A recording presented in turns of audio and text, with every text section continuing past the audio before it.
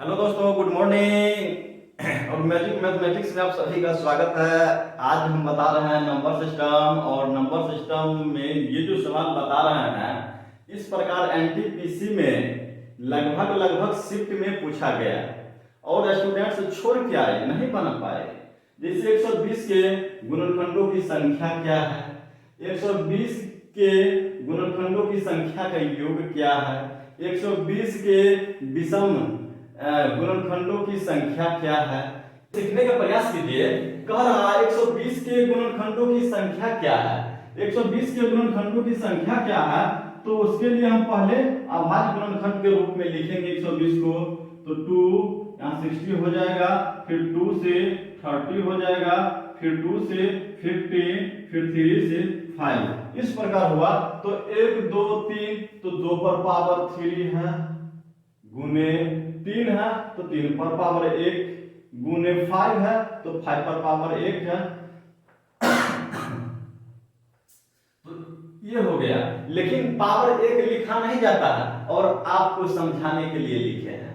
ठीक है, कोई भी संख्या या अंक दिया हुआ है उस पर पावर 1 छुपा हुआ रहता है। ठीक है, तो 120 के गुणनखंडों की संख्या हमको निकालना है। तो जो भी अंक का पावर दिया हुआ है, घातांक दिया हुआ है, एक्सपोनेंट दिया हुआ है, ये तीनों मिला के एक ही हुआ, अलग अलग मत समझिए। घातांक को इंग्लिश में कहते हैं एक्सपोनेंट और पावर भी कहते हैं। ठीक है, तो जो ये एक्सपोनेंट दिया हुआ है, हम एक्सपोनेंट में अपना मन से 1 जोड़ देंगे, और इसका भी जो एक्सपोनेंट दिया हुआ है, घातांक दिया हुआ है, इसमें भी हम अपना मन से 1 जोड़ देंगे, और 1 + 1 सब के घातांक में 1 जोड़ के हम सबको गुना कर देंगे। 3 1 4 गुने 2 गुने 2, तो 4 दूनी 8 दूनी 16, ये आपका हो गया 120 के गुणनखंडों की संख्या। अगर आपसे पूछे तो 16। ठीक है, अगर इसी में आपसे पूछता है 120 के गुणनखंडों का योग क्या होगा, तो उसमें क्या करना है। 120 के गुणनखंडों का अगर योग आपसे पूछता है, 120 के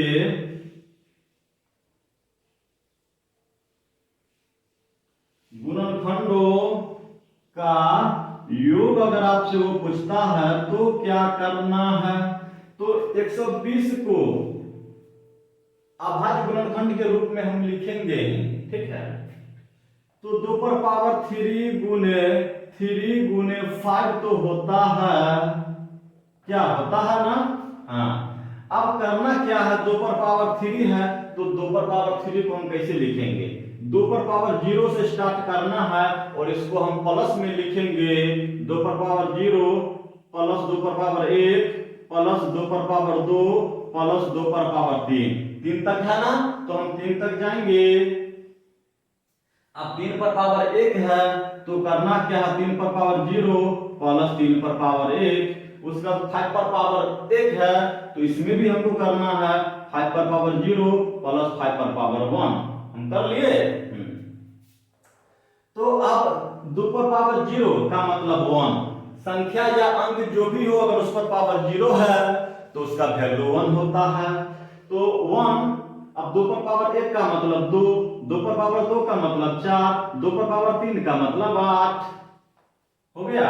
अब 3 पर पावर 0 का मतलब 1 प्लस 3 पर पावर 1 का मतलब 3, 5 पर पावर 0 का मतलब 1, 5 पर पावर 1 का मतलब 5।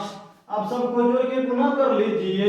8 4 12 3 15 गुने 3 1 4 गुने 5 1 6, तो 15 चौका 60, अच्छा 6 1 36, 360 आपका आंसर। ठीक है, तो 120 के गुणनखंडों का योग 360, 120 के गुणनखंडों की संख्या कितना आया था, 16। आपको इसमें हम बताए थे ना, सबके घातांक में 1 जोड़ के गुना कर देना है। तो 3 का घातांक है 3 और 1 4 गुने 1 का 1 में जोड़ेंगे तो हो जाएगा 2 गुने फिर 1 में 2, तो 4 दूनी 8 दूनी 16। अगर आपसे पूछे 120 के गुणनखंडों की संख्या क्या है तो 16। 120 के गुणनखंडों का योग क्या है तो 360। कोई दिक्कत? अब बताते हैं 120 के सम गुणनखंडों की संख्या क्या है। ठीक है, चलिए 120 के सम गुणनखंडों की संख्या क्या है। 120 के सम गुणनखंडों की संख्या क्या है। 120 के सम गुणनखंडों की संख्या क्या है।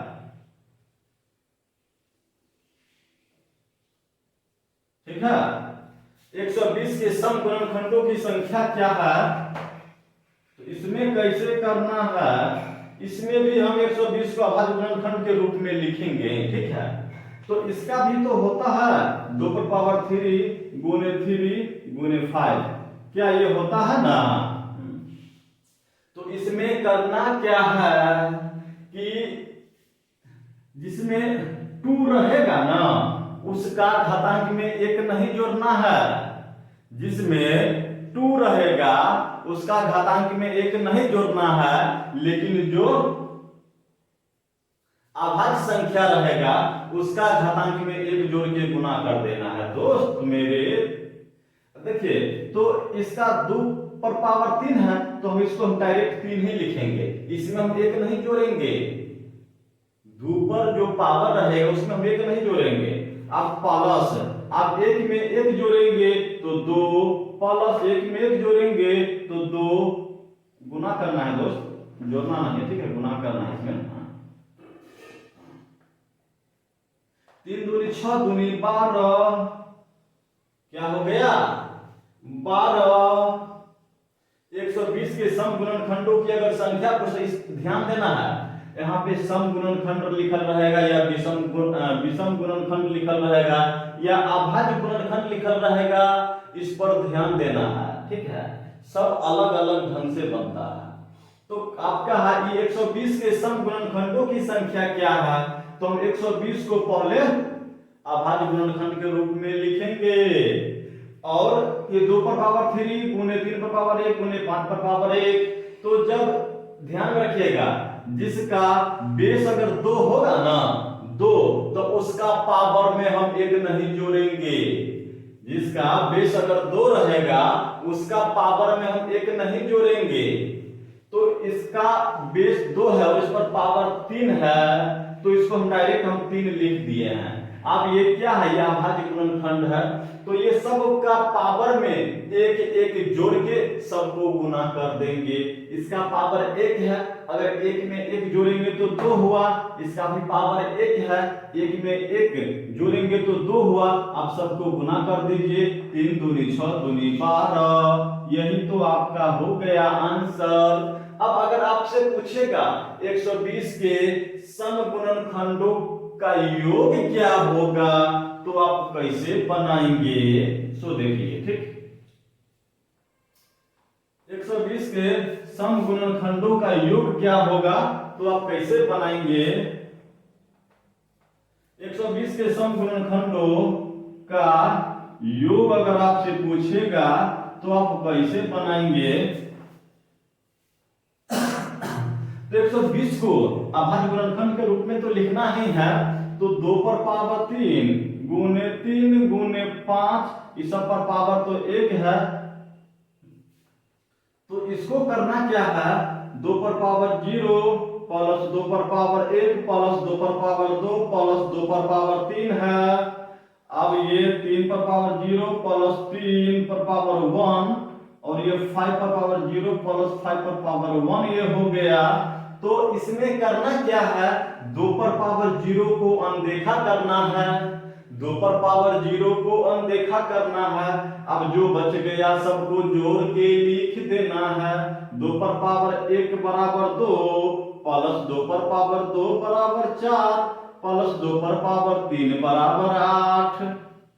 तो 3 पर पावर 0 का मतलब 1 प्लस 3 पर पावर 1 का मतलब 3। अब 5 पर पावर 0 का मतलब 1, 5 पर पावर 1 का मतलब 5।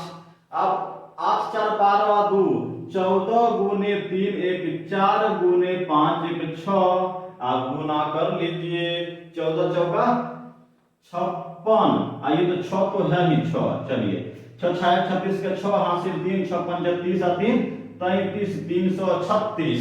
ठीक है, कितना हो गया 336। 120 के समकरण खंडों का अगर योग पूछेगा तो क्या करना है, 336 हो गया।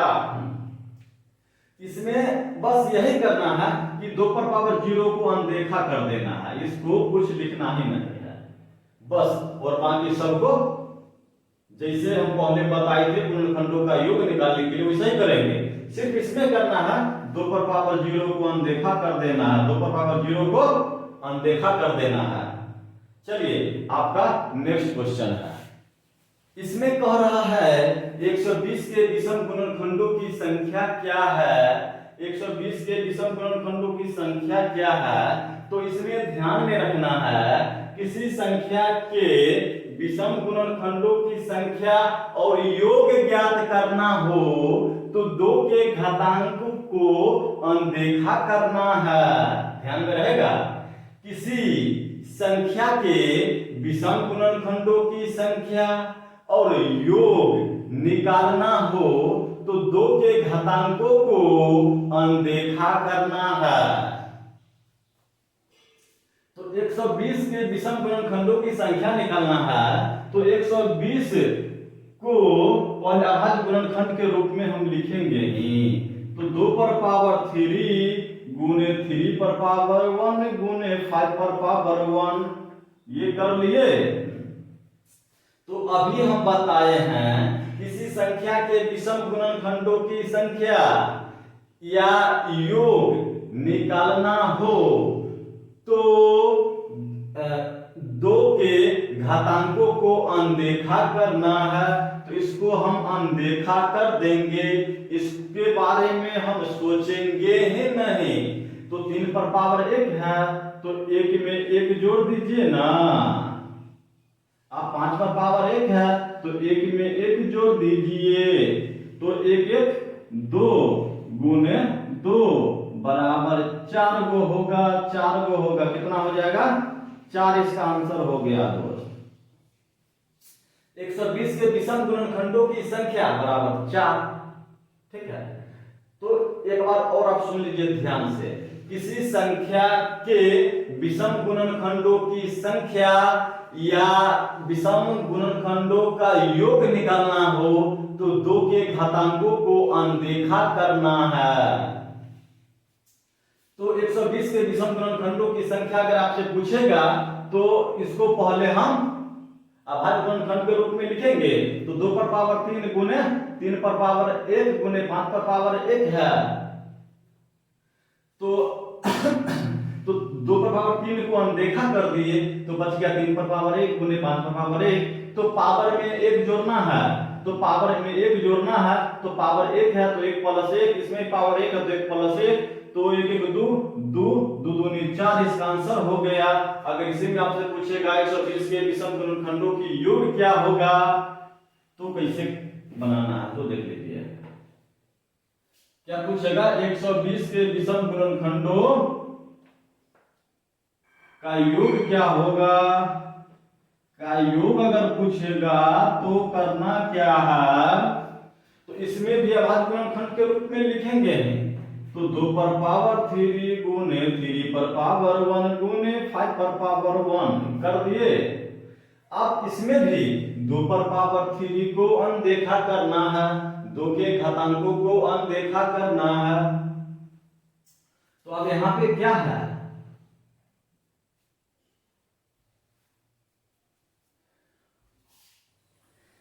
एक 120 के विषम गुणनखंडों का योग क्या है, 120 के विषम गुणनखंडों का योग क्या है। अगर इसके बारे में अभी हम बताए थे किसी संख्या के विषम गुणनखंडों का योग या विषम गुणनखंडों की संख्या निकालना हो तो 2 के घातांकों को अनदेखा करना है, 2 के घातांकों को अनदेखा करना है। कब, जब किसी संख्या के विषम गुणनखंडों की संख्या या विषम गुणनखंडों का योग निकालना हो तो 2 के घातांकों को अनदेखा करना है। 120 का अभाज्य गुणनखंड के रूप में लिखेंगे तो हो जाएगा 2 पर पावर 3 गुने 3 पर पावर 1 गुने 5 पर पावर 1। क्या कर लेंगे, तो 2 पर पावर 3 को अनदेखा करना है, तो 3 पर पावर 1 है ना, तो 3 पर पावर 0 योग पूछ रहा, 3 पर 0 प्लस 3 पर पावर 1 अब इंटू 5 पर 0 प्लस 5 पर 1। तो इसमें करना क्या है, 3 पर 0 का मतलब 1 प्लस 3 पर 1 का मतलब 3। अब 3 5 पर 0 का मतलब 1 प्लस 5 पर 1 का मतलब 5। 3 आए 4 गुने 5 आए 6 चौक 24 इसका आंसर हो गया। अगर वह इसी में पूछता है नेक्स्ट, अगर वह इसी में अगर आपसे पूछ देता है क्या, तो 240 के विषम गुणनखंडों का योग क्या है, तो इसमें आपको करना क्या है, तो इसको भी 240 को अभाज्य गुणनखंड के रूप में लिख लेंगे। 120 60 30 15 3 और 5, यही ना होगा। तो इसमें तो हो गया 2 पर पावर 4 गुने 3 पर पावर 1 गुने 5 पावर 1, यही ना हुआ।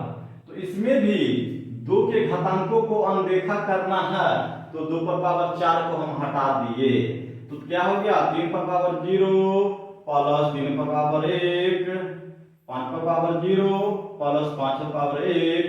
तो 3 1 प्लस 3 1 प्लस 5 3 1 4 गुने 6 चौक 24 इसका भी हो गया दोस्त, 24 इसका भी आंसर हो गया। अब नेक्स्ट बताएंगे, अब मेरा ड्यूटी का टाइम हो।